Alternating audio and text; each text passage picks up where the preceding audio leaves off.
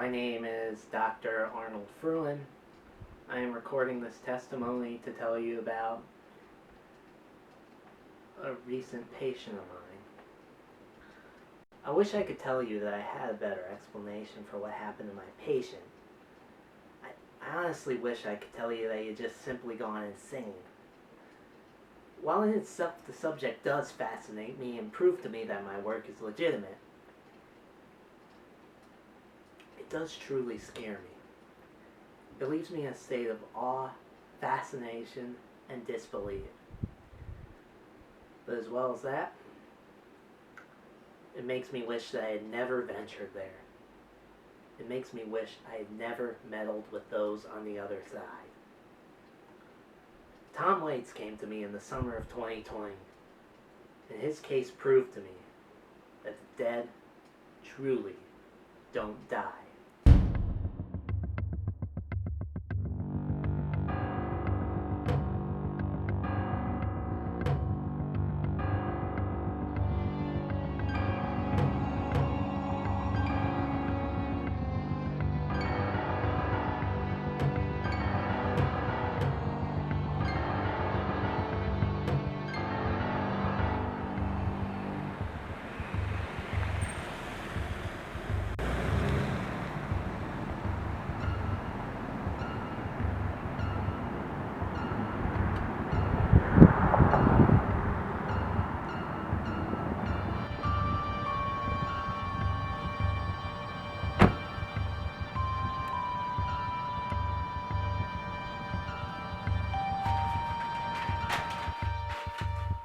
Well, I must say, it's a pleasure to meet you, Tom. I'm just curious. How did you find out about me?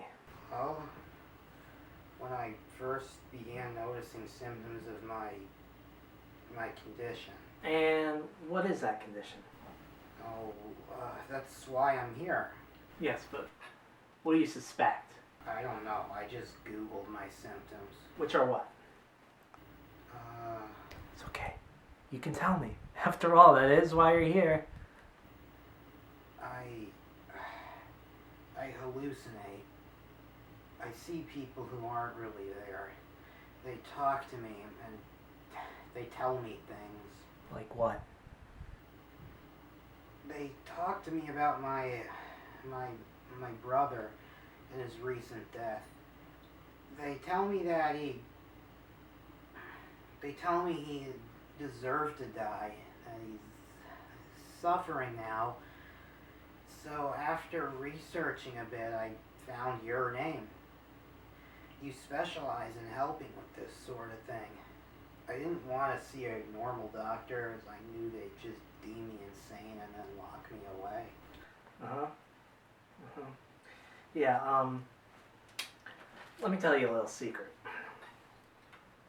Nobody is insane.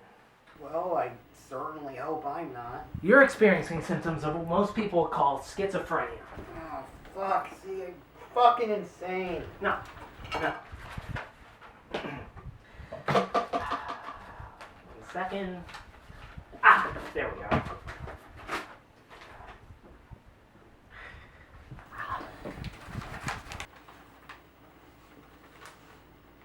What's this? That's your brain. A normal brain. Now, people believe that dopamine in the brain is the chemical messenger. It sends messages to the nervous system and is essentially responsible for most of our normal emotions. It's why we feel pleasure, why we have the thoughts we do, why we find things interesting. Now, sometimes our dopamine system can become hyperactive, causing hallucinations and delusions, hence schizophrenia. Now, take a look at that picture of the brain that I gave you. You see that? Yeah. It's all bullshit. Bullshit! I don't understand. What if I told you that there is nothing wrong with you at all? You are completely sane. I'd be happy, but the point is there is something wrong with me. I wouldn't be here otherwise. Absolutely. But that's society talking. The truth remains that you are 100% sane. I don't understand. What if I told you that those voices, and those people you see, they aren't hallucinations. They aren't delusions. They're 100% real. You're losing me. People have always tried to find alternatives to the idea of supernatural and... Oh, come on, Doc. Are you trying to tell me that what I'm experiencing is a lost soul? Somebody coming to me from beyond the grave? Or a supernatural being? Precisely. What, are you fucking insane? I know that sounds ironic coming from someone like me, but seriously. What makes it so hard to believe? I don't know, it's just... Like I said, we structure our world in a way that dismisses these ideas. They're deemed as insanity. They're so far from normal that we dismiss them as untrue. But just because something's out of the ordinary, does that make it not real? Belief has nothing to do with truth. Even if it's hard to believe your brother is dead, it's still the truth. What do you mean? The voices. They aren't in your head. They're all around you. We need to stop them before they try and take you over. We need to cast them back to where they came from. You need to let them know that your body is yours, and it doesn't belong to them. It belongs to your mind. It's not for sale. No, this is ridiculous. Would you prefer that I tell you that you are insane? That it is all in your head? That you have lost your mind? You've lost your mind because it seems more rational than a lost soul being among us? It's stuff we hear as kids. Stuff we like as entertainment, but not to hear as truth. Then why did you come here? What? You came to me. You knew I wouldn't declare you insane. You knew my methods were different than other doctors, and... Yes, but not to the point of bullshit. You're just trying to grab people for their money. Like one of those goddamn religious kooks. I'm not a religious kook. But I do believe in something. I believe in a better explanation than insanity. There's medical evidence. No, you see, I believe there is something up there and down there. Not because I need a religious safety net, but because of my research and experience. I have seen evidence of some things beyond us. Just hear me out, Mr. Waits. Why? You've heard these stories, but you just heard them as stories. I think what you need is proof. Come here. For fuck's sake! You're literally like one of those evangelical Christians trying to sell your religion to me! Then how did I know your brother died in a car accident? You fucking read up on me. It's not that difficult to search my family's name and find an obituary or some shit for my brother. Except I didn't. The voice is more evident to me when you're more scared. That's when it comes out. I can hear it. It keeps talking about your brother. It's trying to make you lose your grit, Mr. Waits. Bull fucking shit. Bull fucking shit, doctor! Mr. Waits, please, just sit down. Just take a look at this file. If you're not convinced afterwards, you're free to go.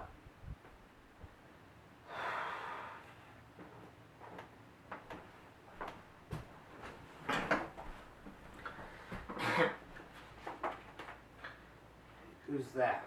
This is Roger Johansson. Why are you showing this to me? He came to me one day. He had the same problem as you. A voice kept coming in. He thought he was going insane. He talked to me. Roger recently lost his mother. He was already in a fragile state mentally. Shortly after, the voices started. They would tell him things. Bad things. He thought he was going insane. You see, these voices, they're from deep down in hell. But they want desperately to walk the earth. They roam around freely, searching for a vulnerable body. Now, Roger, with the loss of his mother, his mind was already running wild. They took advantage of this. Much like they're taking advantage of you with the loss of your brother. They stuck close to him. They began to speak with him. Like I said, they'd tell him bad things. They'd tell him to do bad things. Now, Being that he just lost his mother and what society tells us, Roger just assumed, like you, that it was all in his head. He thought he was losing his mind. Roger refused to accept anything else. He refused to accept anything I had to say. I don't blame him. It started to get worse. You see, what these demons, what they do is as the person starts to think him or herself more insane, their mind becomes more lost. As it does this, they become more susceptible and vulnerable. Eventually, the, quote, voice gets what it wants. The mind is pushed out completely, and they take over the body. Roger came back to me saying they'd do anything to get the voices to stop. I asked him if he was hearing the voice right then. He nodded. But that's when I noticed this. What the hell is that? I noticed that there was breathing in the room. Only, it wasn't Roger's breathing. It was right behind him. That, behind him, is what he calls the voice. No, it can't be. That doesn't even look human. Roger was so desperate at that moment. I snapped a picture, and he asked me what I was doing. I had to know it wasn't just my ears deceiving me. Sure enough, there it was in the photo. It was standing right there. Took no notice of me. All I knew was that in that moment, Roger was so lost, so afraid, so vulnerable. Roger was frantic. He was constantly running his mouth. And all of a sudden, he stopped. What happened? I noticed that the demon, or whatever it was gone. He was no longer standing behind him. It was at that moment that I looked into Roger's eyes. Only, it wasn't Roger's eyes. Roger was someplace else. His body was still there, but within him, there was something else. Something terrible that had taken hold of him. You're in danger, Mr. Waits. We need to fix this as soon as possible. Look, Doc, this is all fascinating. It would be a best-selling horror novel. But the fact is, there's still no proof. How am I supposed to know for sure if that photo is legitimate? I mean, how do I... What is it, Tom? I see it. I can see it. Just don't be scared. It comes closer to you when you're more afraid and paranoid. Like I said, you're more vulnerable. It's... I can hear it breathing. It's coming closer to you. You need to calm down and try and ignore it for now, Mr. Waits, okay? Okay, how do I... We need to act fast. I need to help you. Now. Look, Doc, I'm still not convinced. Mr. Waits, you just need to trust me. This hopefully won't take too long. Just need to trust me. This thing is strong. The way things are going, you won't be around long enough to become convinced that what I'm doing is legitimate.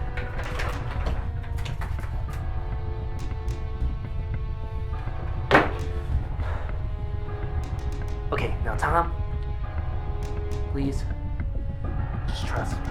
Okay, fine. But just for now. Look, I can see the terror in your eyes.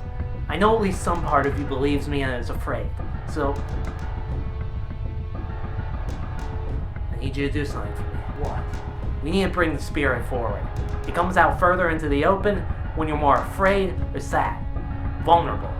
Your weakness is its strength. Why would we want to do that? Isn't that how you lost Roger? Yes, but this is control. His was just on a whim in his own fear. We weren't controlling it. I really don't understand. Never mind for now. It's my life! Okay, now. Do this for me. Okay, fine. Ready? Yes. I need you to tell me about your brother. What? I need you to talk about your brother. Why? He's gone. It hurts to talk about someone you loved when they're no longer around. I know it hurts. That's what we want.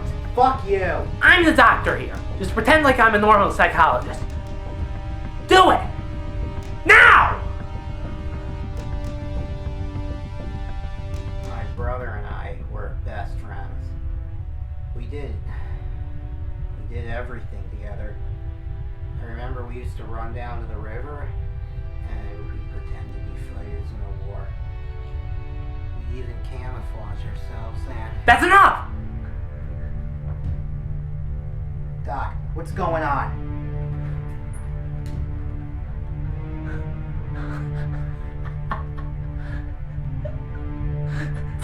Tom, we did it. We brought it out. But we can't let it get too close. You need to calm yourself slightly, okay? Okay. Okay, ready? Yes. By the power of Christ, let the devil out of this place. Leave this soul alone. Oh, I knew it. You're a religious kook. This body is not for sale.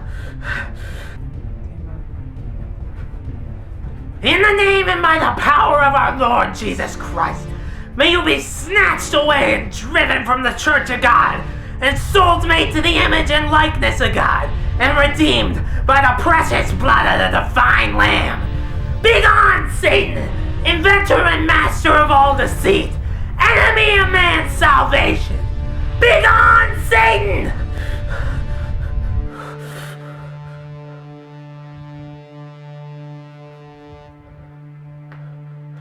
Mr. Waits?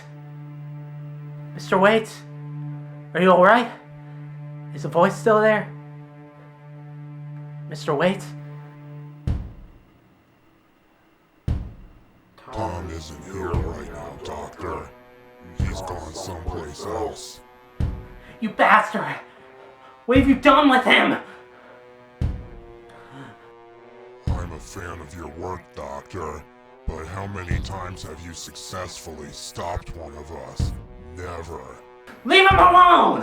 What do you want? Begone, Satan, inventor and master of all deceit, enemy of man's salvation!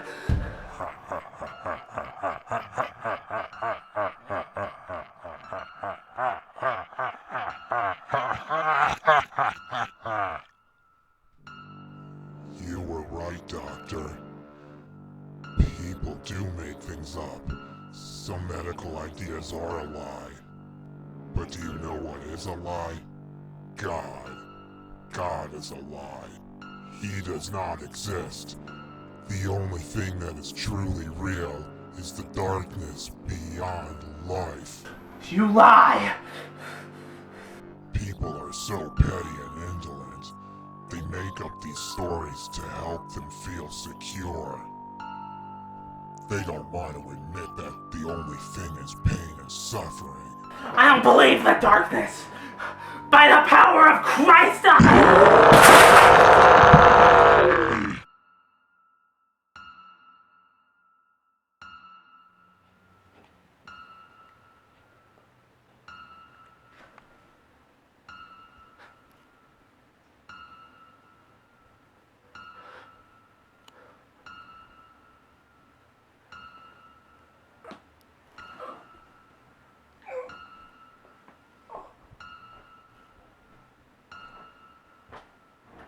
That was the first and only time I communicated with the darkness. I don't know the whereabouts of Tom Waits, his body, or his mind. What I do know is that any time a person goes insane, it's not them. It's something else. Their soul is someplace else, watching as someone uses their body as a puppet to commit crimes or anything bad. I, for one, after this event, have learned that there might not be anyone up there. But there is indeed someone down there. I don't know what to do now. I'm lost. Everything that has helped keep me secure, everything that I've believed in, has all been proven wrong. All because of Tom Waits.